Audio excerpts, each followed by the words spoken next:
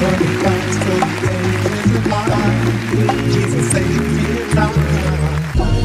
Happiness comes so fast. Glad it's come to me.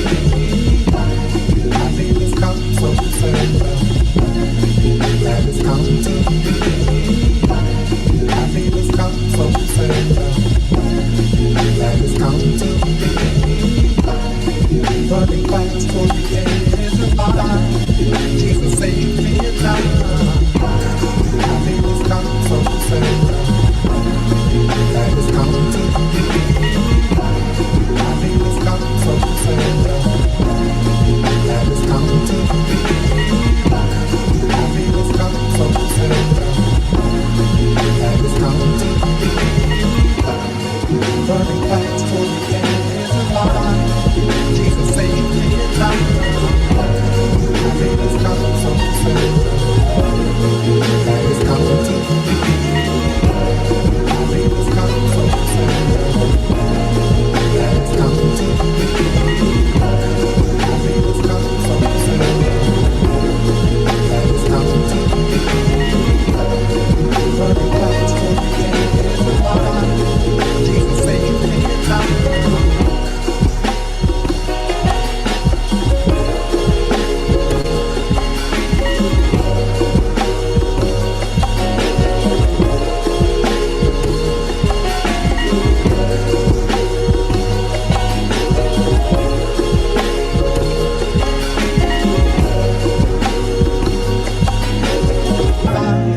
Jesus saved me in time. Happiness comes so fast. Glad it's come to me. Happiness comes so fast. Glad it's come to me. Happiness comes so fast. Glad it's come to me. Running fast for the edge of my life. Jesus saved me in time. Happiness comes so fast. Glad it's come to me. Happiness comes so fast. Glad it's come to me. Happiness comes so fast. Glad it's come to me. Running fast for the edge of my life. Jesus saved me in time. Happiness comes so fast. Glad it's come to me. Happiness comes so fast. Glad it's come to me. Happiness comes. Glad it's come to me. Running fast for the edge of my life. Jesus saved me in time.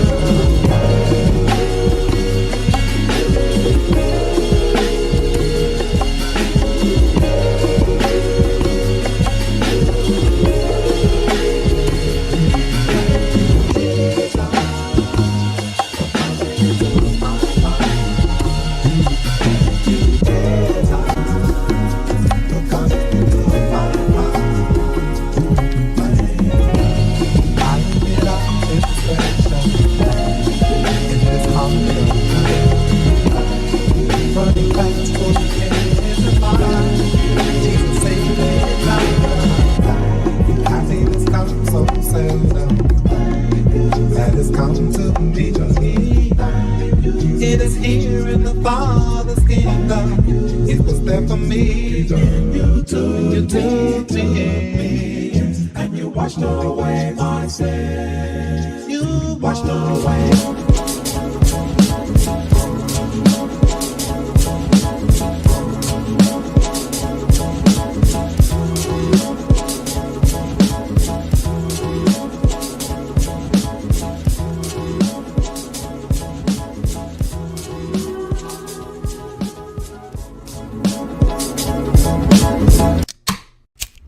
You ready?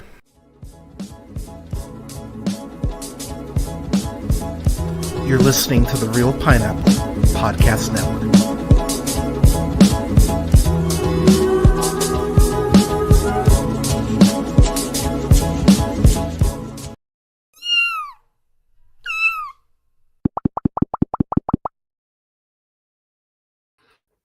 Good evening, ladies, gentlemen, theys, and gays. This is The Real Pineapple. This is your humble host, Hunter, as my plot to continue to make Bradley actually watch fucking trailers before he goes to the theater continues to develop and work. I've got, pardon me, I just finished a film interview. So my day, I watched a screener. Literally just got off of a Zoom call with the director and stars of said screener. I'll have a review up for that next week on Valentine's Day for its film called One Night in Tokyo. Yeah, busy over here at Real Pineapple Studios. But hello, your humble host Hunter here, joined by Canada's favorite son, Bradley. Bradley, how are you, sir? Hello. Yeah, I'm good. It's cold everywhere, huh? Dude, it is like I'm rocking here. I'm rocking the very black jacket and the Angela Davis shirt tonight because Black History Month and all. But yeah, it's fucking cold over here where I'm at. Definitely not telling people where I'm at now with as much shit as I'm talking about this administration. Can't have these can't have these Fox News people coming over Real Pineapple Studios. Y'all stay away. All right. But by the way, we stay strapped over here, so you so just keep that in mind. But yeah. Oh God, what is happening in the world? God, it's only February too. Like Jesus Christ. Anyways, I'm not gonna go off on a whole Trump rant. Not tonight, at least. We'll save that for the Falcon Winter Soldier review that we do on Friday. But yeah, we've got a review. Gonna break down. Thanks, Soup Party. Yeah, so it's yeah, Soup Party. So yeah, the thing, it's ladies, gentlemen, theys, and gays, which I admittedly stole from, I think it's season 2 of Harley Quinn. I think it's season 2 where she said that for the first time. And I was like, oh, I like that. I was like, I'm gonna just incorporate that. We don't need to talk about what sort of guns I have. Just know that we're protected over here. Malcolm didn't talk about what he had, but you knew Malcolm was strapped. Hence the hat. But yeah. So Canada. Before we get to the trailer, man, how are you, man? Good. Yeah, it's just very cold. It's doing things to my hair. I'll say the hair looks good. Yeah, that's the thing. You have black hair being such a white dude. It's quite fascinating to me. The hair always looks. You have that that White Goodman shit down, like from Dodgeball. Like the hair looks fluffy. Oh, thank you. Yeah. Yeah, like you're a much better person than he is, but the hair always looks good. Well, all right. I mean, that's a low bar. I'm saying you're better than the villain from Dodgeball, but you are. But yeah, good day. It's all right. It's like negative 13 here, man. I don't know what that is in your metric system. Wait, what? But I have centralized heating, but I can't go outside. That's horrendous. So you told me the other night that you were walking your dog in the snow, which I'm always just like, I don't know how you do that shit, man. Like, well, when the dog's got to go, man, you got to just toughen up. But that's it. I mean, but you're not going out, like you're bundling up when you. No, my trifling ass will go out in this short sleeve shirt and be like, "It's cold out here." I live in Canada. Why? Like what? Like I mean, I got a jacket. I'll throw a jacket on. It's. I don't know. That is. So I'm not gonna lie, man. If I have to, so it's like 40 here, which like. 40's not bad, but the wind chill, that's what always gets my ass. The wind chill is where I'm just like, oh fuck. Oh yeah, if it's windy, you got to wear the scarf, the hat, the earmuffs, the winter coat. Yeah, I have winter pants, the boots. You know what? Sometimes I'm like, all right, just shit on the floor, Georgie. It's well, yeah, just like cold. yeah, it's like that's gonna cause you bodily harm if we go out now. So okay, Soup Party is saying if there's really a bong on your desk, you should take a rip on stream. I've done that more times than I can count. I don't have any bongs on my desk. Yeah, I can't. There's a can't- cat can't- just chilling out, though, to finish the cold story. Just a cat we call Mustache that comes by our house every once in a while. I think she belongs to one of the houses around here. But she was just on my car that I just drove, like going like meow, meow. And I'm like, we got to bring this cat inside. I'm not about to like have a dead cat in our yard because we Yeah. neglected or someone neglected there. So yeah, we just have a cat in a kennel in the living room right now with a blanket and some food and water. I hope it doesn't attach. I'm worried about that a lot, but because we have all the kids. Oh my gosh, I'm losing my voice. So real quick, as far as the Soup Party saying, I'd super chat if I did a bong rip on stream. We're doing a stream on Friday, so I Scout's honor. I You will make may. sure that here's the thing though, too. Do the rip. This is one time I actually don't have a bong or my pipe or my pin anywhere in the office because I've been bouncing around. So okay, quick story time. So my mom, who I'm going to be doing the stream with later this month, reviewing Malcolm X. Shout out to my mother. But she got us a new cat tower. But this is like a nice app. Like this is oh yeah, man. The animations of the cats there look like my cats. The black one is Samuel L. Katzen, and the orange one is Milo. Milo stays out in the living room primarily, and then Katzen stays over on this side of the house. But it's one of those fancy ass cat towers. Like it's like a $300 cat tower that she found on like clearance, and so it's got like 2 hammocks and like 2 like spots for the cats to like lay down in. It's all those things. But I've been jumping back and forth because it's been snowing and raining and windy, and it freaks the cats out sometimes. And so I've been basically bouncing back and forth between both sections of the house, like kind of keeping them company.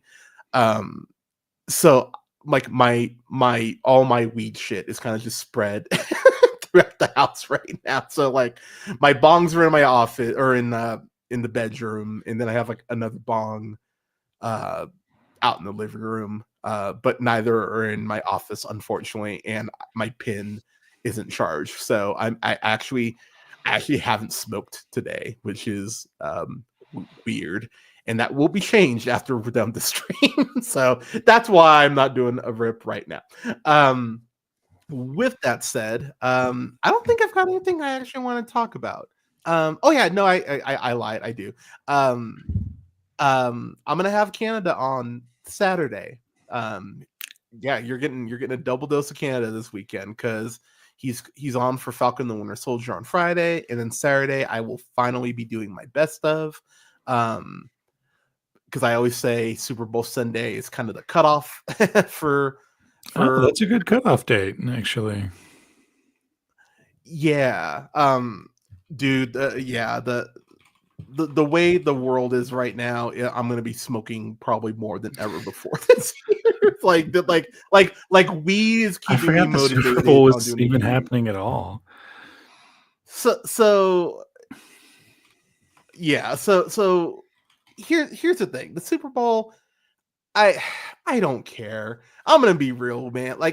So here's where I'm torn, because I hate Tom Brady. I can't stand the motherfucker. If I met him, you know what? I'm not gonna say that. What if you said? What if you met him and before you could get out what you want to say, he was all like, "Oh, hey man, you want to come party with us?" Like, would you wait till after the yacht party, or okay? So let's pretend you're Tom. Because you don't have to talk to him to be on his yacht, So let's pretend you're Tom Brady. So ask me that. Okay.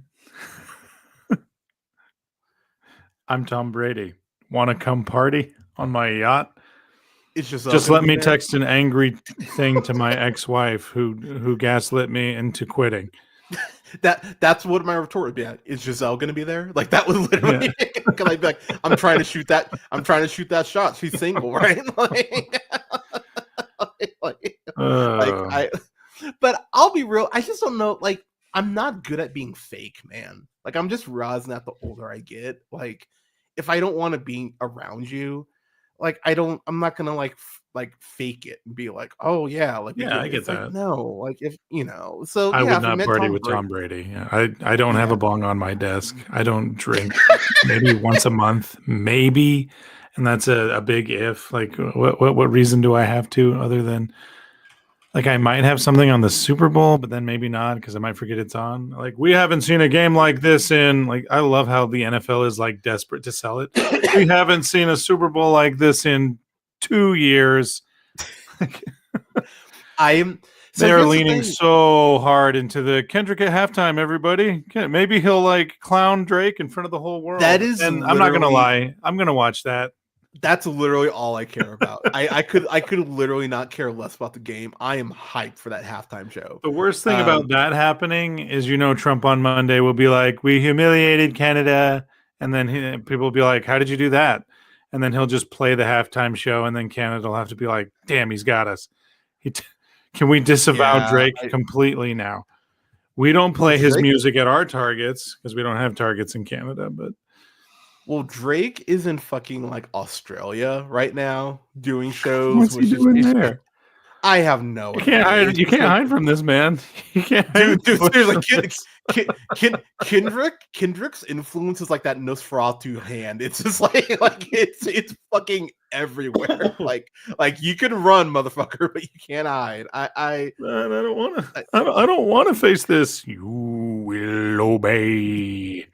like it's so I will say I did a whole thing about the Grammys, which is up on the Mhm. channel now, by the way. But Kendrick going 5 for 5 for a song where he calls Drake a pedophile is just the funniest goddamn thing in the world.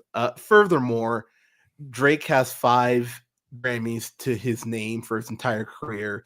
Kendrick won 5 off this one song in which he called you pedophile. Like it's just the optics are just it's amazing. It's so amazing. So okay, I have not done a review for Wicked yet proper. I'm waiting to review that with Alea. We'll probably review that next week probably.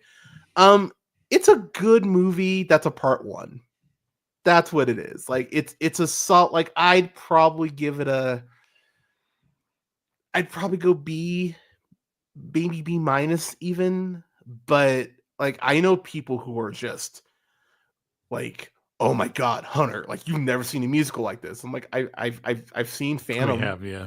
Actually, like I've seen Hamilton, like I've seen Lion King, I've seen Wicked on isn't it the In the Broadway, Heights director? Y'all slept on In the Heights. It's kind of yeah, filmed very similarly. which still Yeah. bothers me, by the way, because Yeah. I've really enjoyed In the Heights, but Mhm. but I think a B is fair. Like I think a B or B minus is fair. Like but yeah, man, I got my friend Destiny, shout out to Destiny, love you girl, but she is like obsessed with it. Like she is like that is like that's her Black Panther. She's like like that shit is the bee's knees for. And you know me, man, like unless something really pisses me off, like unless it's like Rebel Moon or some shit, like I'm not gonna shit on stuff people enjoy. It's like Yeah. fair enough. Like this, this hits for you, awesome. But yeah, it's good. It's a good film. I don't think it. What's so funny is I can't even say it doesn't deserve its Oscar nominations when Amelia Perez has fucking 14 up. Like I can't even say that doesn't really deserve it because like it's yeah, like it's just Mhm. it is what it is. But I digress. So but what we are here to talk about tonight is not Fan Four Stick. That's the other one. We're talking about Fantastic Four, First Steps, which is directed by Matt Shakeman. Yeah, we'll go Shakeman. Who, of course, I you don't know know. from No idea. who, I of thought it course, was John Watts. Did that change? no, John Watts is doing. When did that Oh, change? dude, I don't think you're gonna see John Watts in Marvel Fantastic for Four First yeah, Steps. dude. After that fucking Wolves Oh, movie, which is Wolves. That's right. Yeah, which is ass, by the way. Okay, But Matt Sheckman. I'm just going to take a look at his yeah, filmography. he did your favorite MCU show. Oh, WandaVision is my favorite MCU show, Yeah, actually. can we get the music? Yeah, Can like we get the the WandaVision, yay! nailed it? But And yeah, he did WandaVision. So I so there you mean, go. He's got the aesthetic. That's why the aesthetic looked kind of, exactly. yeah.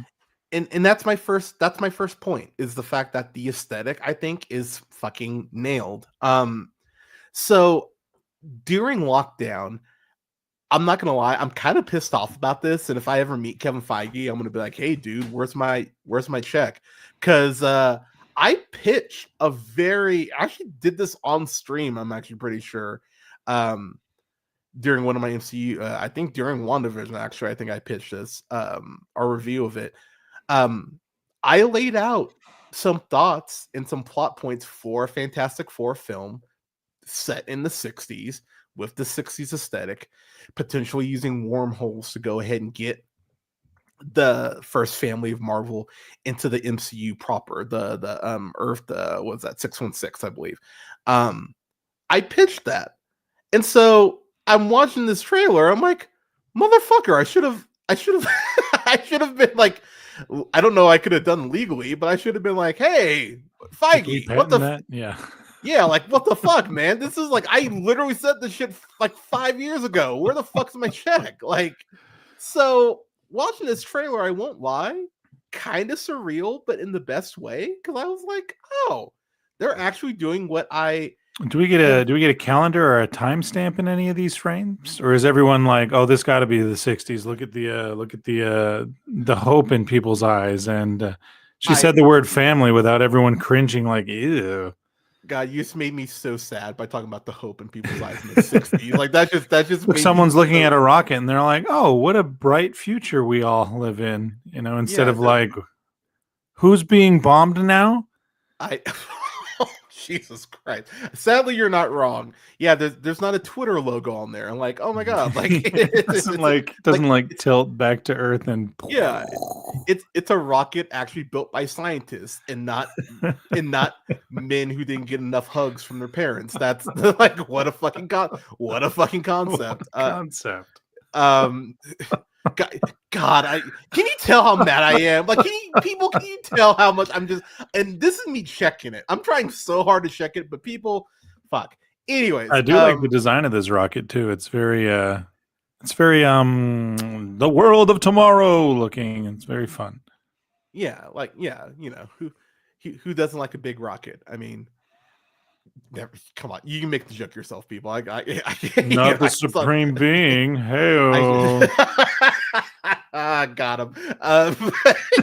But, but Jesus, we're just off the reservation here. With that said, several things I want to point out about this, and I'm gonna pull the trailer up. I'm not gonna show it on here because YouTube has been goddamn ridiculous on flagging my shit for no reason. Okay. And I'm not dealing with it. I'm not dealing with this shit. So I can respect that. But for those of you who have watched the trailer, I will include timestamps best of my abilities. So opening opening of the trailer there. I love the actual representation of the team. You see, Fireplace there, Johnny, um, the rod that's holding everything together, that being Reed. But then you see that this is not our typical MCU Earth, because you look at the skyline there, the New York skyline, all that's different. You see top left there, you see the same tower or variation of the tower that Thor used to strike the lightning bolt in Avengers, in the OG Avengers. But then you notice there on the right there, that ball looking building there, very very Century looking in terms of the aesthetic, and we know that Century will be making his debut in Thunderbolts, so found that very interesting. Now I'm gonna get on your ass right here because you're saying that you didn't like the '60s wardrobe for Vanessa Kirby, which Oh let me no, just I think everyone's wardrobe in this looks terrible. all right, I will give Like you the look at floor. Pedro being like, "Hey, look at us. I'm passing. I'm passing. I'm a white guy. Don't be scared, Trump voters. You can come watch this movie. Look how white I look." Okay, so here's the thing. I think Vanessa Kirby, um, how do I put this? I think she might go down as one of the best castings Marvel's done. Like I love the fact they got her for Sue Storm because look, let me just like as a I don't know how old I've been when that first Fantastic Four came out. I think I would have been like a teenager. It's like 13, 14. I had a huge thing for Oh, Jessica since Alba. the Tim Story one Yeah, once because he or did. the Roger Corman one. Did you ever see the Roger Corman one? Or I never did, and I'll be okay, real. I'm gonna try to get my hands on it before the new one comes out because I would like to actually see it. Because it's fine. It's better than well, I don't know. Since it's a relic and it didn't ever get a shot, I think more people have it like the Star Wars Christmas special. You know, of yeah, course it's awful, but it's still like, but hey man, he tried. you feel the actual like you feel some actual passion though. To be fair, Hmm. like in those, like which is something that's missing honestly in some of these. So Hmm.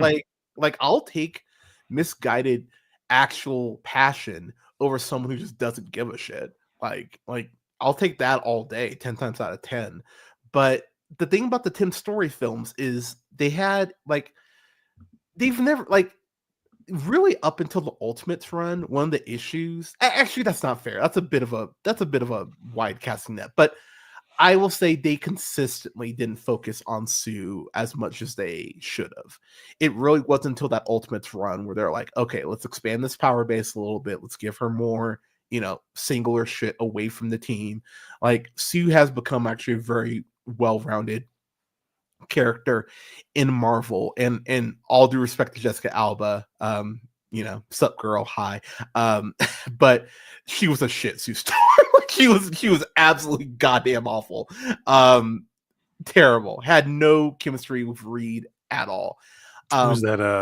Ian Groff, I think his name was. I have to Yeah, look it up, I but can't remember how he you say was his last. very much a around in every movie for about 2 years and then vanished off the face of Yeah. the earth. Yeah, and then he had like a show too. He had like one of those like Oh, procedural okay. shows. Yeah, he had one like kind of like House, but not as good. I Like he had think one of he was playing Reed too much like I don't hate his Reed and I don't really hate her Sue Storm. I think there were just too many jokes based on their power set and not enough characterization of them as I agree human with that. beings, you know? I agree with that. She's like, "Oh my gosh, I'm hot. I'm Latino, but I'm white. And I'm naked on the bus. It's like, yeah, like yeah. okay, I guess we're all 13 here. So, I mean, a lot of that shit, but also the thing with Jessica Alba, and I feel like this is her default setting, and it's always bothered me. It's bothered me since Dark Angel. Even she reads her lines like she's reading she's reading a children's book to a kid. She's waiting to be surprised. yeah. It's like, oh my god, the moon's saying goodnight. Huh? Like it's like she's Yeah, always yeah, yeah, reading, yeah. she And always both reads. both of those Fantastic Four movies aggressively ignored that anyone who could do math in their head would be like, "Hey, is Reed sleeping with one of his students? What's going on here?" Yeah, and I'll be real, that's the other thing. Like, even if you're not looking for it, the movie is very like whatever about it. Like, yeah, Reed Yeah. is probably fucking one of his students. It's like, oh, that's not fantastic at all. Like, I mean, I guess that is the modern update for slapping your wife for burning the roast. I mean, The power dynamic is still there, and it's inappropriate and not okay. right? And he can slap her from across the room. So see, Oh, I know. I'm sorry, but yeah, those movies at least have some of the spirit. I won't lie, y'all. I got conned by Fan Four Stick. I did. I got conned by that first trailer, that teaser you trailer. have seen that movie then? Oh, I've seen it. Yeah, I yeah, haven't yeah. seen it. Yeah, Don't. that's There's what no, everybody says. My dude, wife, who knows I'm a Marvel nerd, was all like, "You oh, don't watch this." yeah, there is nothing there for you, man. Like they, it's like someone like strapped to Michael B. Jordan to a chair and like drained the charisma from him. Like it's really quite Now, was unfortunate he how, Johnny before or after Eric in Black Panther? before Okay, yeah, that's wild. yeah, right, which is why people are like happy. They're like, oh, he'll get to be in a good comic book movie because That's yeah, quite the man, glow up turnaround he did. because Are his Is Johnny, Johnny Storm just destined to be like kind of like a meh character followed by an icon? N- Like, so here's the thing. Joseph Quinn, the actor they got who's playing Johnny this time, he yeah, what else we was got? There's he was Mbimda. Eddie Munson in Stranger Things. That's his big claim to fame. Um, I really liked him in Stranger Things. Now I will admit the bit I saw because I still have not finished season four because that shit was 95-minute episodes for like every goddamn one. Like, come on, Netflix. All right, like I've got even I don't have that much time. Like, so I'll watch it at some point. I mean, I gotta watch it this year because I think the last season of Stranger Things is this year. So at some point I need to watch it. Um, but I really like him. He's a very naturally charismatic dude, which is kind of the key thing you need to be Johnny Sure, Storm. yeah. So I'm actually very excited to see what he brings to the character. Just off of that. In terms of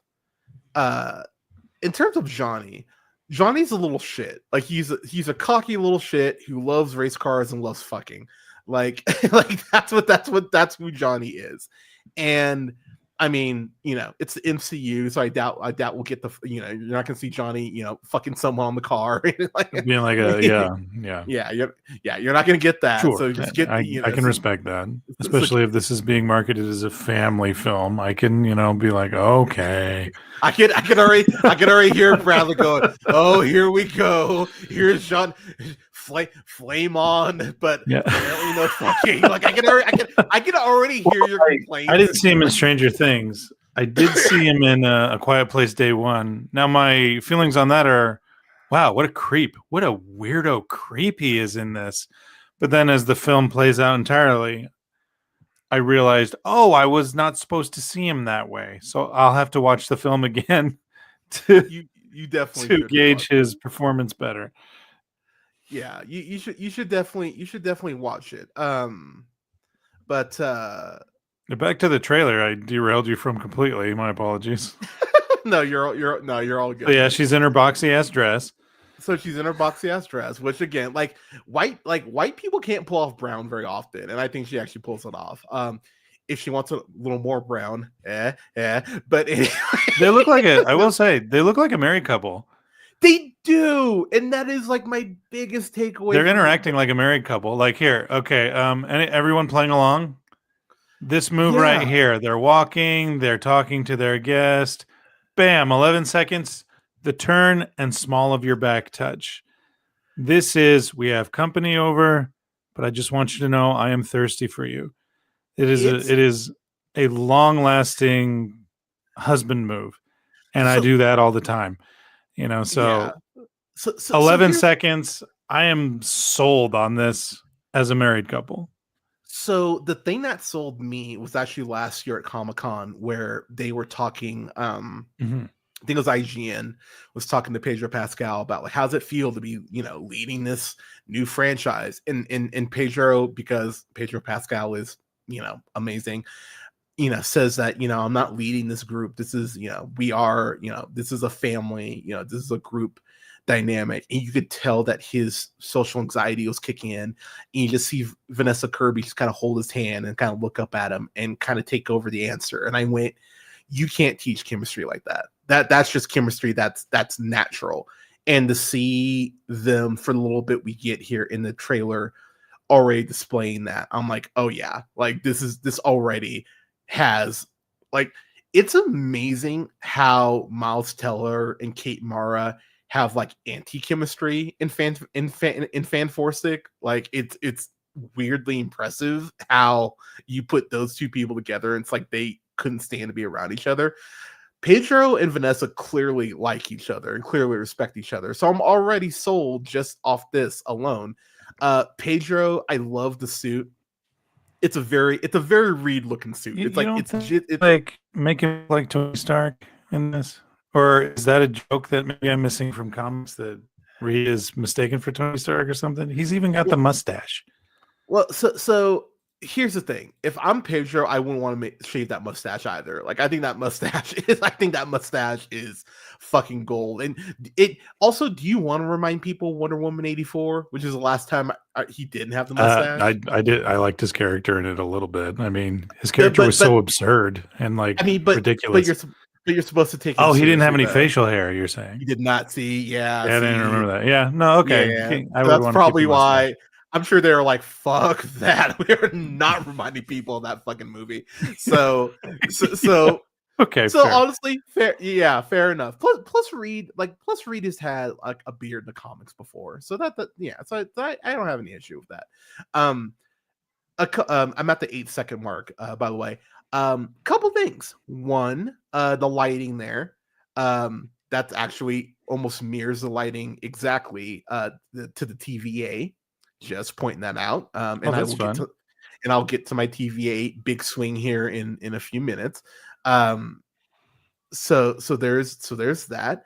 And then I love the 60s look, man. Like I love the fact that the fucking cake is on a fucking like pedestal, like the platform that comes It's out. called Like a Lazy Susan. oh, that's what that Yeah, is. Okay. Lazy Susan. But I love that. I love the fucking retro telephone there. In the orange there in the back wall. I think that like the aesthetic of everything is just it's very aesthetically pleasing, I will say. But yeah, to your point, I love the way that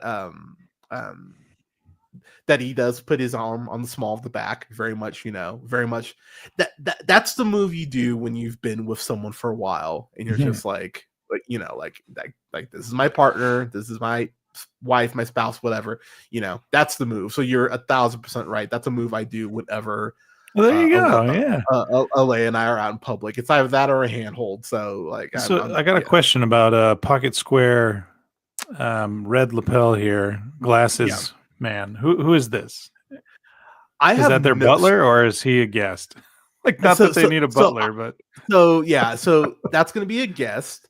But I think what this is doing is showcasing how the Fantastic Four are basically the Avengers of this world, in the sense that they are very out and open about their powers and that they're superheroes. And so it feels like I could even see as being like a Time magazine type like featurette thing where it's like, inside the house of the Fantastic Four. Like, so here's my other big swing.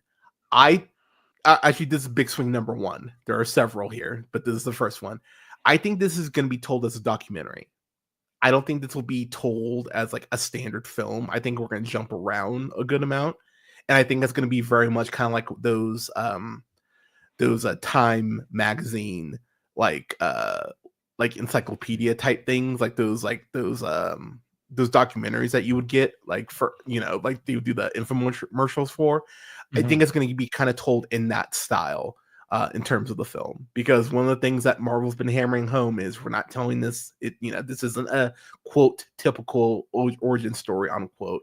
I think they're going to kind of use that the documentary style type storytelling device to go ahead and give this a little more sizzle. So that's big swing number one. But yeah, that guy is like no one that I recognize, at least.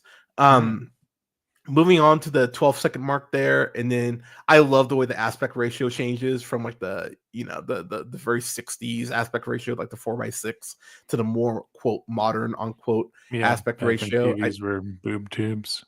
Yeah, I like the way that changes. So at the 15-second mark, I'm at the Fantastic Four Tower, the Baxter Building, of course, as it's known. If you notice there at the 15-second mark, there's that slit in the building.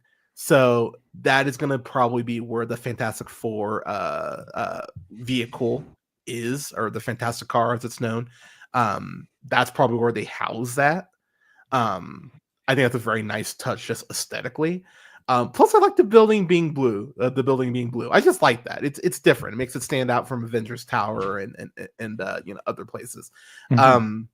Moving on, I'm hyped. 16-second mark. Fucking Herbie. I love Herbie so much. He's such a fun comic character.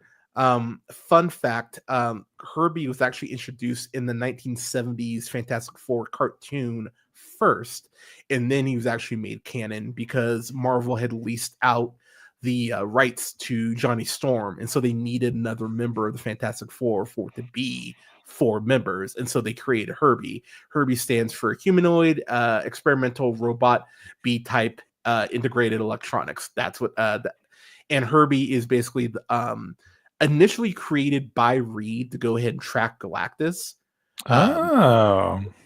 Which will go ahead and obviously tie into the trailer later on. But he is very, very much the Lost by Space, a Lost in Space vibes. Danger Will Robinson Danger. I like a good robot, so I really like the fact that they're using him.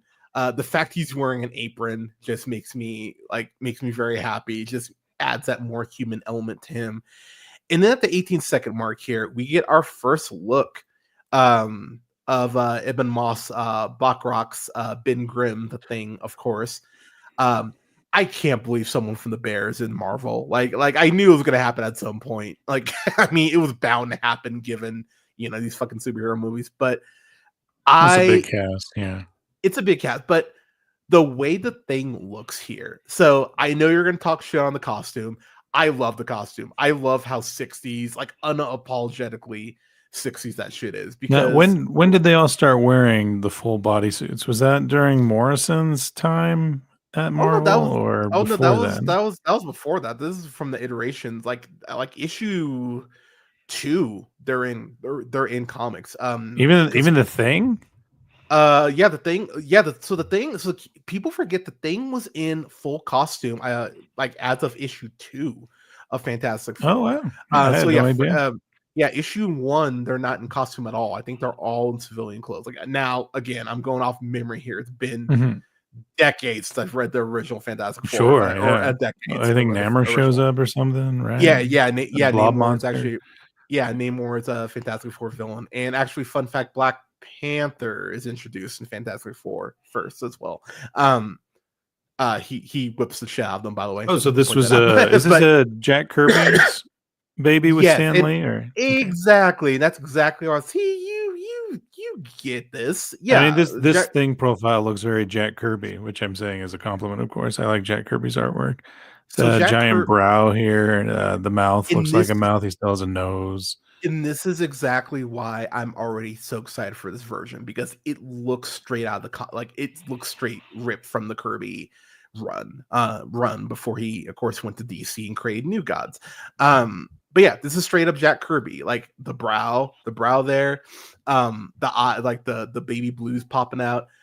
Even the sound effects when at the 25-second mark here, where the Thing starts clapping, like that sound effect. Like I love the fact that there's actual weight with rocks clashing together, like two bricks being hit because there together. should be. Yeah, because there should be. I love that, and I love the clear shout out to the bear, with him trying the sauce out and just being like, okay, like I love that. That made me happy. I was just like, that's such a Ben Grimm thing to do. But then to immediately go like, hey, like I'm not saying this is bad. I'm just gonna add some more garlic to it just so I can, just to give some zest. I appreciate the fact he's actually treating Herbie like a human, as it were. I love that. And I also love how the eyes move separately from each other, like the tape reels. I think that's aesthetically, that's a very nice touch.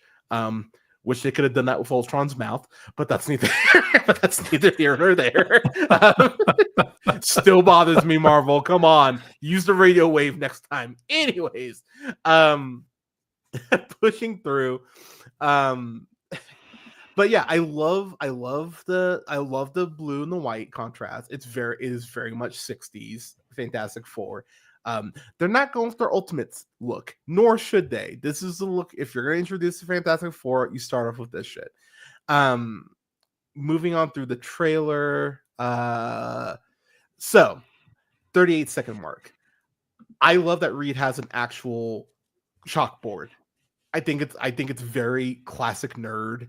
Like the fact that it's just a wide ass, a wide ass Yeah, white chalkboard ass that double comes, chalkboard. Yeah. yeah, that comes out of the ground. I love that. I love that aesthetic. I love that look. At the 39-second mark, there, if you pause it, you'll notice that not only is he working on looks like quantum theory, you'll notice there in the background that they have blue space suits, which are different from the ones that they actually went into space with, which were all white with the USA flag. So meaning they're going to end up going back into space again. Are they going back into space to potentially fight Galactus? We will see. But I find that very interesting that there's a detail there. Also, if you look at the left side there over his shoulder, you'll see that tunnel there, and it actually says enter up top, and then it says exit, and then underneath that it actually says multi-dimensional. So big swing number 2. We know that wormholes exist in the MCU. That's how season 1 of Loki actually the finale actually starts, is with the wormhole from the view of the Watcher, as we know, to start off that finale. 2 swings. One, he is developing he's become aware of wormholes and is realizing that, oh shit, Galactus is coming, we need a contingency plan to potentially get off this earth. Or, and this is this is where this becomes the other big swing, for those of you comic book nerds, who is a descendant of Reed Richards in the comics? That would be Kang the Conqueror. And if you go ahead and you remember from Loki season 2, Victor Timely, one of his variants, he was working on formulas that were very similar to what Reed has on that board there. So my theory is that Reed is actually ends up laying the technology, or the foundation for the technology that Kang ends up finding, which actually kicks off the multiversal war. That could be your way to go ahead and bring Kang back into the fold, if you want to go ahead and do that. You heard that here first. Moving on, then we see the sizzle reel here of them going off into space. I love that shot at the 43-second mark. The way the spaceship actually looks. I love that. I love same. It's cool. I love the futuristic look of it. I am completely blanking on the dude's name. Sid Mead, that's it. Who his works have influenced a ton of stuff in that futuristic 60s kind of old school sort of vibe, including Blade Runner and Aliens. But I absolutely love the aesthetic of that ship. One thing I think that Pedro's gonna nail, because he nailed it in The Last of Us, is his guilt. He's very good at playing guilty and torturing himself, and Reed is like maybe the poster child for that. Now, Because I wanted to get into that. A lot of people, like me mostly, we just dipped in and out of Fantastic Four as Reed Richards would come up through major storyline events. So for someone like me who's only ever seen him pop up in World War Hulk or Civil War or the 70s and 80s comics that his dad had, Reed Richards being guilty and taking responsibility, that's foreign to me. He's usually like, it's a thing. yeah, well, It people die. I'm a scientist, he's a dumb monster usually a lot of the time. He has definitely, over the last 20 years, like, developed a lot more humanity, really more since the 2000s, I would say. But I think they're going to hammer this point home that Reed never really forgives himself for this, because if you remember in the original comics, Ben Grimm's actually the one who tells him that he thinks that they could take on potentially too much cosmic energy based on the ship, and Reed doesn't take that into account in his equations, and so that's how they actually end up getting hit with the cosmic rays and developing their powers. And so I think that'll be a big point of contention as the film goes on. But I like that aesthetic at the 43-second mark, where he's clearly talking to Sue about feeling guilty. Just the way he's even like looking at her, that looks like a more serious conversation, not as laissez-faire as it was earlier. Getting to the 44-second mark, I love seeing Sue actually phantom out of her powers. Because there should be an element of horror to this. Like, yeah, it's obviously hopeful, as you were saying earlier, the 60s and, the space race and all that. But if your partner just started blipping in and out of existence, that would freak you the fuck out. Sure. So that's a tough one because of how awesome it would be to be Sue Storm and have her powers. So it is important that they have some kind of negative connotation to it. Exactly. So I really like that. Furthermore, I love the shot at the 47-second mark. That's a classic Ben Grimm look with the trench coat and the hat. Like, very classic The Thing look. Jack Kirby, for those of you who weren't aware, was Jewish, and he wrote himself basically as the Thing. So the Thing is actually, so the Thing is actually Jewish. You actually see him going through the ceremony and all that during the comic, during one of the comic runs. Like, so that's a huge thing, and I do hope they lean into that. Now at this 40, 45, 46 second mark, 47, 48, what's our boy watching here on TV, and how is he feeling? So, that's old footage of him. I see. Exactly. Yeah. Which I think people forget that used to be a thing. That's how people used to watch TV, because TVs used to be ungodly expensive. Not like now. The special sale tag too is a nice touch for the sign of the time. Not just the way the TV looks, but hey, special sale, boys, come get your boob tube, impress your wife. Yeah, exactly. And I love that shot at the 52-second mark as the footage turns off and he's seeing his reflection of the Thing. Like, that's such a great fucking shot. Like, whoever. What I'm so impressed with this shot is he doesn't look, and no shade on Michael Chiklis. I thought he was fine as the Thing. No shade on whoever it was in Fan Force Take. I'm sure he did his best. I didn't watch it. I've seen the meme. Say that again. Like, I've seen that meme, but I didn't watch the movie.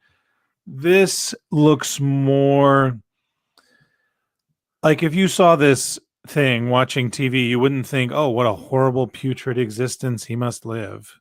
No, he looks like he's thinking about something, but he's not over dramatic about his position. Yeah, he's not like, oh, woe is me, if only I could kill myself. And I'm glad that they're not playing up so much the trauma of, at least he wants to exist. I'll just leave it at that. That's a good way to put it. Yeah, as we all can relate to, we can all relate looking at our past selves and being like, wow, things were different. And it's not carried into a melodramatic, oh, woe is me place that they often carry the Thing in these movies. Like, he's not going to be like standing on the the end of the Brooklyn Bridge, like, oh God, I need to, like, he's not going to be doing that shit. But but he's clearly tortured by what he was, and which is a very fair, like, conversation, recurring dialogue to be having with yourself. And one of the big characteristics with the Thing is his sense for just wanting to belong. And so I do think we're going to get I think his arc will be very fascinating on that way, in that way. And the 52-second mark, or the 52-second mark, just seeing him actually close his eyes and like seeing the eyebrow art, like I'm like, I know the shit's not out till July, so obviously they will, clean up the effects and all that. But just what I'm seeing already, I'm like, oh my God, I'm so excited. Like, just that already looks so goddamn good. I love the shot at 54 seconds there of Johnny. Very much looks like Johnny Storm, with the haircut included in the because like Chris Evans had like the shaved haircut. I like the fact we're getting this like that 60s, like that 60s hair. Like I really like we're getting that with Joseph Quinn. Mhm. I love the shot that he just jumps off the building and just he doesn't say flame on, at least not here. Hopefully he does. But I love him just jumping off the building going, fuck it. You know, like I Now, mean where do you think he's in a hurry to? Because it looks like they were just all having drinks together.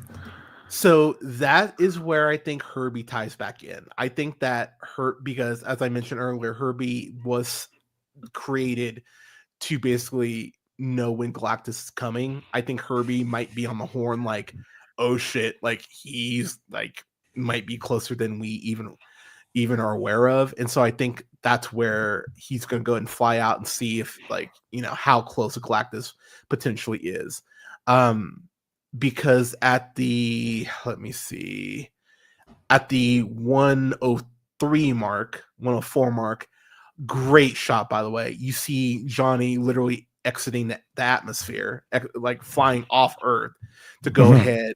Now, I think this is that. I think that could be twofold. That could be him potentially seeking out Galactus, or that could be him in the early infancy of the film testing out his powers and seeing how far he can actually go, how far he can actually fly. I think both reasons would be very, formidable. Here's the shot of the trailer for me, or one of the shots of the trailer for me, the 104 mark. I already love how we're showing off Sue's powers because for the other films, they've just shown them off as like white light. It's just like, white orbs, whatever, shut up. Sue can bend fucking light. Sue can actually can manipulate light in a way that she could have a bomb go off in your brain if she wanted to. Sue is insanely powerful. Now, do I think she'll be at that power set at this point in the film? Probably not. It'll probably be anything where she gradually powers up like you do for RPG. But I love the way her powers are actually being shown here because it's showing her bending light. It's actually showing the light waves, like the colors, like different waves of color as she's bending the waves. We've never seen her power set portrayed like that in a live action film before. So I'm already really happy with how they're doing that. That's very unique and it's actually making her like it's hammering home the fact that those power sets are very intense. So I love that. Hey Brad, 106 mark. You got some sex. They kiss. Boom. Look at that. Well, I think it's okay because they're married, and I've been staring at this for a long time. Like, why don't more Marvel characters kiss like this? And then, check out her hand holding his face. Bam, Yep. wedding Yep. ring. Wedding This ring. is all Yeah. okay. Yep. A little disappointed in how boring her wedding ring is, honestly. But maybe it's a piece of It's a jewelry she actually owns and wears, and she's just keeping it on. So that'd be fine yeah. too. Yeah. Plus, also, man, I'll be real. If I was out Hey, in the Reed superhero Richards is field, like rich, right? like I mean, so that will be interesting to see how they kind of establish that because like Reed Mhm. does set up like the Future They're rich. Foundation. They're a power couple Yeah, that is very rich, yeah, like he is my sets up like understanding. the But yeah, no, so I actually love this shot a lot, and hope that more Marvel films are not afraid to show two people who are in love can show yeah. intimacy towards each other, because this is like a deep kiss. Yeah, no, I'll be real. I don't know which one of them is more lucky because I mean Vanessa Kirby, like Vanessa Kirby, fucking gorgeous, love her to death.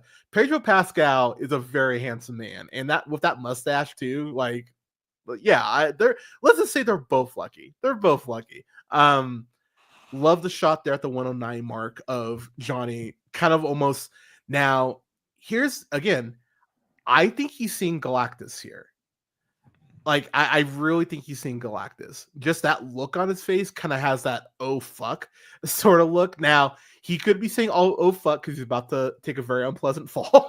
like I Yeah, fully acknowledge maybe that. his fire doesn't burn in space or something, and he just Yeah, figured that out. yeah. So there's easily a world where it's that, but that just looks like a shock of genuine fear. So I really think it's Galactus. Or maybe it's Silver Surfer, because Silver Surfer is in this. Like, we know that she's going to be in this. So Oh yeah, and that was that Julia Gardner playing? it was very good. Proud of you. Yeah, playing the Shala Ball version of Silver Surfer. So yeah, he could be seeing her as well. Here's the shot. Here's another shot that I just love. So at the 11:11 mark, we see these meteors. So couple things. Are they meteors? Yeah, most likely.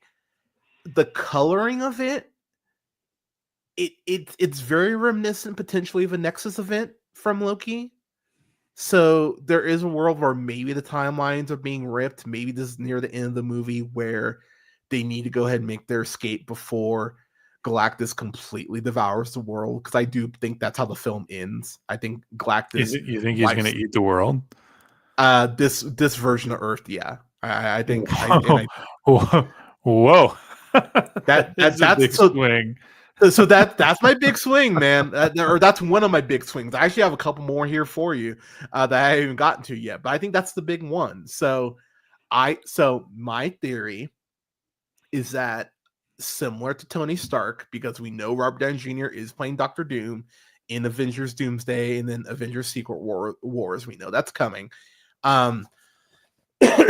I think that Doctor Doom is in this universe and we won't see him for most of the film, maybe even till mid-credit.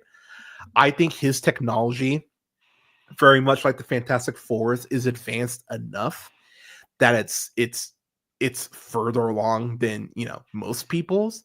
But I think he will find a way to escape this timeline or this Earth and realize, oh shit, if Galactus can eat this Earth, he can literally go ahead and do this to any Earth. How do I go ahead and restore the balance? So that's another big swing for you. So again, heard that here first. Moving on. So again, I love the fact that at the 114 mark, I didn't know they had a young Hunter in here. Yeah, this is what I call the "Hey Bradley, you have to buy all this shit for your kids" shot. Oh, dude, and it's gonna work too. Okay, 1, 2, 3, 4. 4 different items of purchase are in this shot, and there's only 3 kids. How crazy is that? Dad, I want a Fantastic Four mask. Damn you, Marvel! Damn you!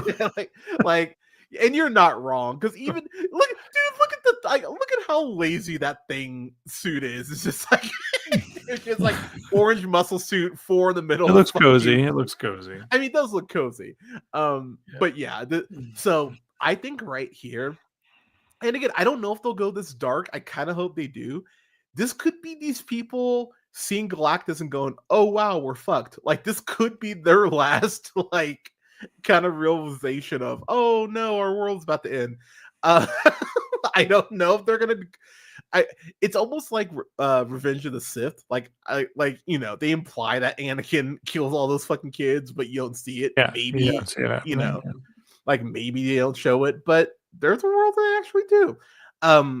So right here at the 116, that's a fan force. That's a fan force car. The shit does fly. Now, is this a Chevelle Super Sport remodeled or what? What is this? Yeah, it's their version of it. Yeah. Okay, so I love it. I actually really love how it. Now it's probably CG. I mean, but it looks like real steel, and I don't know. I just every time I see a real steel car in a movie, I'm like, all right, yeah, we're cooking, cool. So the wheels, for those of you nerds, the wheels do flip in basically, and that's what allows the head elevate. Fly around, yeah. Yeah, to feed Canada's sick where's there an Iron Man Easter egg. Oh no, it's the 51. That does look like the Stark car from the original Stark Expo in Captain America: The First Avenger. I am just saying. Oh wow, it does look like that car. That's a fun deep cut, but yeah, so it does look like that car. So you could say, because it is Marvel canon, that outside of Shuri, and they kind of go back and forth on that, on who's the smartest. Reed Richards is the smartest man in the MCUs or in Marvel comics, period. So there is easily a world where he sees the Stark Expo. Maybe he even went as a kid to the Stark Expo and saw that and went, "Oh, I could do that," but make sure that it actually flies. It's capable of flying at any time. There's easily a world where that happens. So little point out there. Then we get some shots of Johnny flying. I love the shot at the 119 mark. You see that the thing is wearing the full costume, white boots included. Love that shit. So retro. Let's go. Got the Fantastic Four logo there on the thigh. The sound effect that he makes when he's running too, like there's actual weight to the thing hitting the ground, which there should be. So I really appreciate that. Like the sound editing, I'm already just like I like that. I like that a lot. Now here's an interesting one. 120 mark. That is John Malkovich making his MCU debut. That is so goddamn funny. John Malkovich is in the shit. So my theory is that he's playing Red Ghost, who is a Fantastic Four villain from very early on. Red Ghost ends up going back into space himself and takes like 3 monkeys with him, and basically ends up telepathically linking with them and trying to take down the Fantastic Four. So he could be a very fun like secondary villain to go ahead and kind of fight the Fantastic Four as they're starting to go ahead and establish their powers. I think that's why he's there. And then that shot, the 121 mark, you see that shadow of Galactus there. And again, I love the way this New York looks. You can see there at the top right there with the water there. That looks like that's the launch site there for the Fantastic Four's rocket. Just the way that's shaped.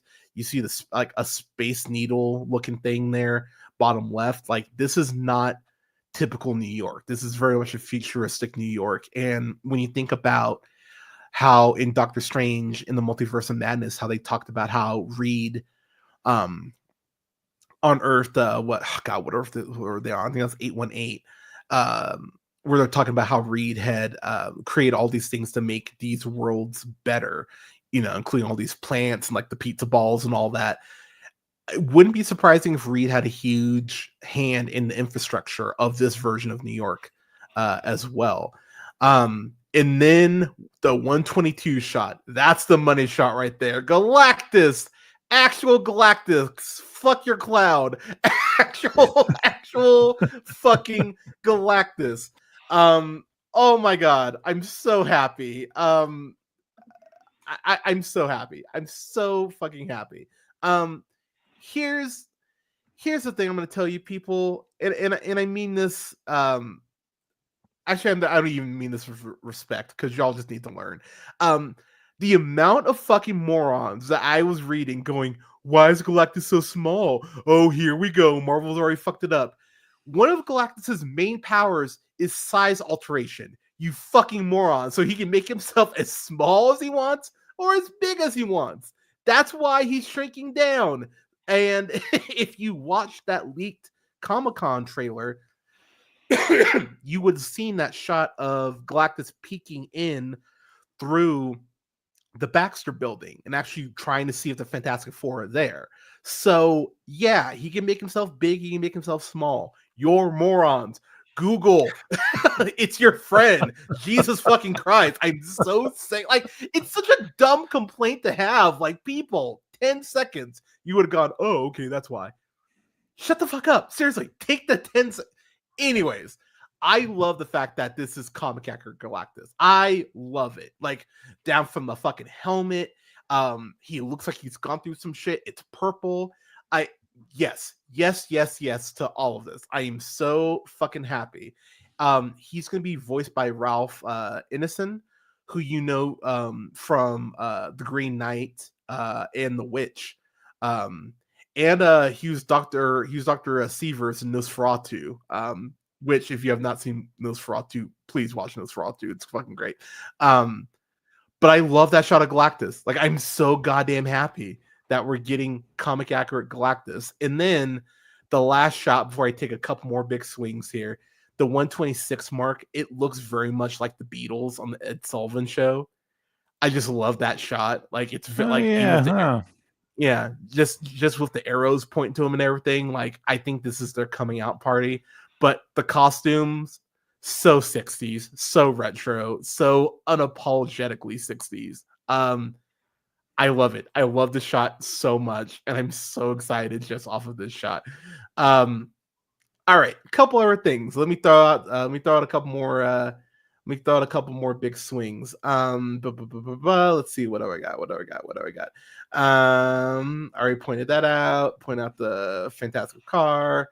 So Galactus, I think he's coming to Earth because of the movie title, the Fantastic Four: First Steps.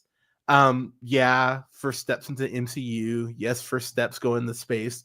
But for those of you who've read it, the Franklin Richards, their kid, ends up being a huge component to defeating Galactus and actually in the multiversal war.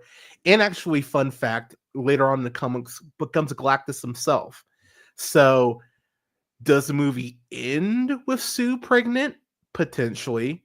Does she have Franklin during the movie? Potentially. But I think that's why Galactus is there. I think because Galactus, Franklin Richards is one of the few beings that Galactus is actually afraid of. So I think that is why Galactus comes to Earth, is that in the way that Herbie senses Galactus, Galactus senses that Sue might be pregnant. He might even know it before Reed does, which I think would actually be a very interesting dynamic that you could play with. And so I think that's going to be the main reason why Galactus goes ahead and ends up on Earth. Also with Galactus eating their world, that could be considered an incursion event, which will go ahead and tie back to Loki. So yeah, there's a lot here. There's a shocking amount here to actually break down. And then the last thing I will say, my other big swing, I was talking about earlier at the chalkboard about how he could be discovering like a wormhole there. The other thing he could be doing is he could be creating the bridge. Now, the bridge in the comics is something that Reed goes ahead and creates to go ahead and perfect multiversal travel, but through that actually ends up meeting the Council of Reeds, meeting all these other Reeds from different timelines and multiverses who have done the exact same fucking thing, trying to figure out how to go ahead and make the world better. And of course, that goes wrong because, of course it does. But the Council of Reeds could be introduced in Doomsday or in Secret Wars would be a very no duh sort of thing to do. We already have seen one Reed Richards in John Krasinski's. Not for long, but we saw him. But that's an excuse to potentially have multiple versions of Reed, very similar to the Council of Kangs that they were teasing at the end of Quantumania. So yeah, y'all, those are some of my big swings. That's the breakdown. This is out in July, same month as Superman. It's out a couple weeks after Superman. I think Superman's July 3rd, I want to say. It's enough time after Superman that it will no doubt make more money than Superman's fourth week, and they will celebrate that as if a triumphant return to actual superhero films, like Marvel marketing will do. I mean, yeah. I mean, like, that's just how the game is played. Yeah, I really do hope that Superman and this both cross the bill. Like, I hope both films are successful commercially and financially, but it would not be above Marvel to move this shit up to July 4th just to be assholes. Like, some of the films are. I think we had $2 billion earners in the summer, right? Inside Out 2 and Deadpool Wolverine. Yeah. So it's not unheard of, at least not anymore. Yeah, but both Disney, which it would be true. Yeah, but it'd be nice to have other people eating at the table. So DC, I'm pulling for y'all. I want Superman to make $1 billion.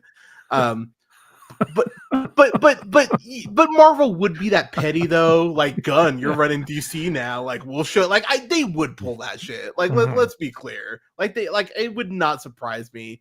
Like Feige's like, oh no, man, we're so happy for James. Anybody who's worked with Gunn personally for Marvel, I've noticed is very happy for him, and has only said positive things though. Yeah. But also, Kevin Feige, I could just see him doing that shit, man.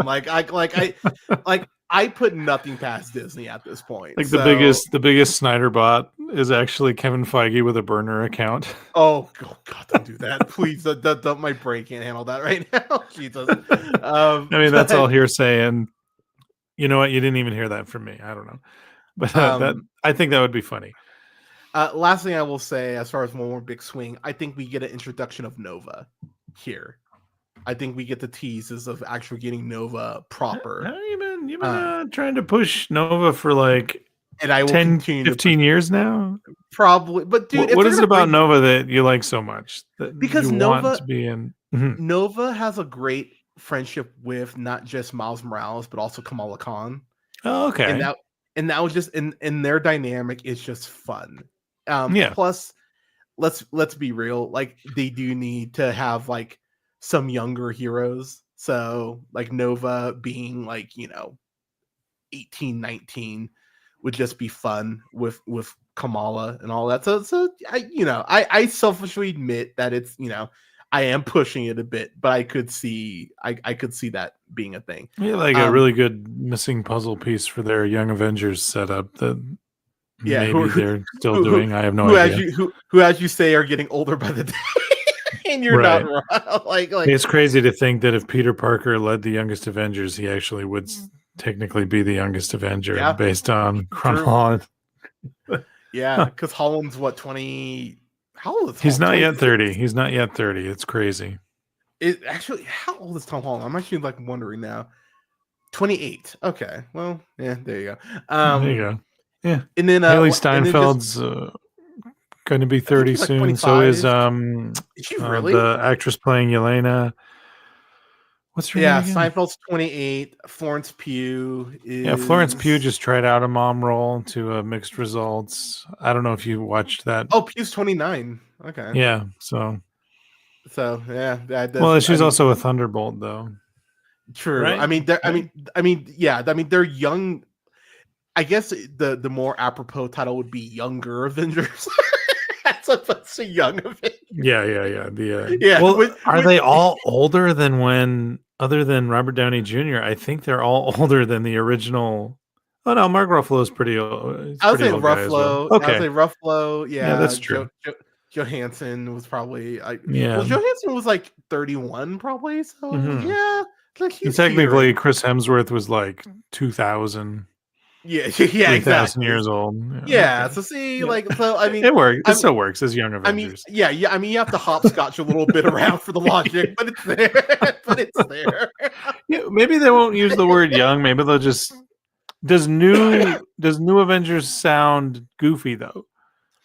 I mean, I'll be real. I'd rather than just do West Coast Avengers at this point and just call it good, honestly, and just have like the younger roster. For the big event team, they should just have Sam and whoever's leading the West Coast Avengers hook up for some big ass mission, and that could be fun. Yeah, or just do New Avengers. Just do New Avengers at this point. But yeah, y'all.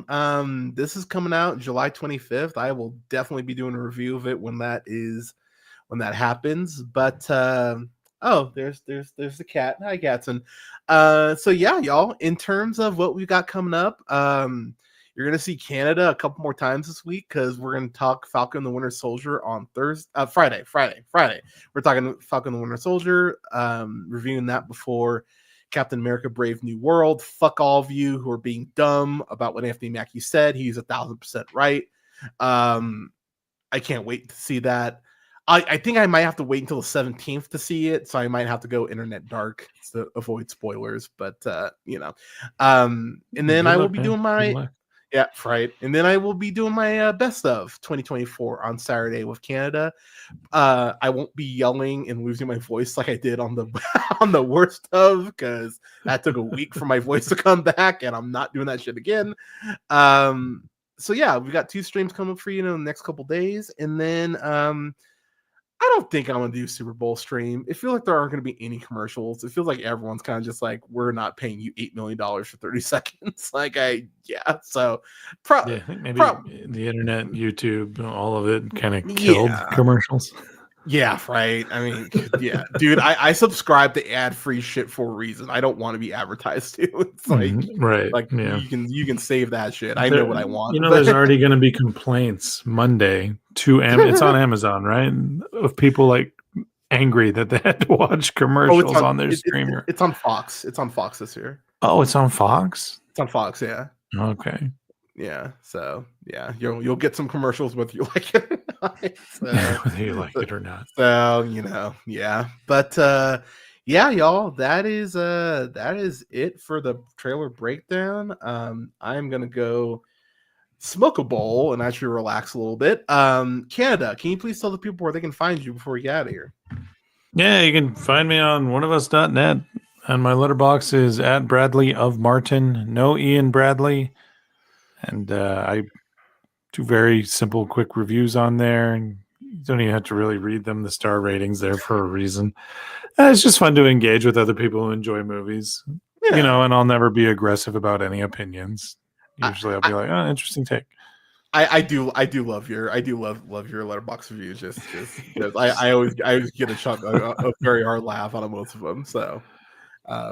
But yeah, y'all, you can find yours truly. You can find the show on YouTube at The Real Pineapple. Follow me on a Letterboxd at Black Shazam. Also on IG and TikTok at J Hunter Real Pineapple. I'm getting back on TikTok because for now, who the fuck knows? It might just shut down tomorrow. Who fucking knows? But you can find me on there. You can find me on Blue Sky at realpineapple.bsky.social. I'm way more active on Blue Sky than I ever thought I would be, but I'm having a blast on there. And then you can find the show like both our pages on Facebook at The Real Pineapple and Real Pineapple Games, and then listen to the show pretty much wherever you listen to podcasts, SoundCloud, Apple Podcasts, hello, Spotify, Amazon Music, Podbean, yada, yada, yada. All right, y'all. Thank you so much. We will talk to you on Friday for Falcon and Winter Soldier. Canada, thank you so much for joining me, everyone. I appreciate you. Have a great night, everyone, and we'll talk to you on Friday. Cheers.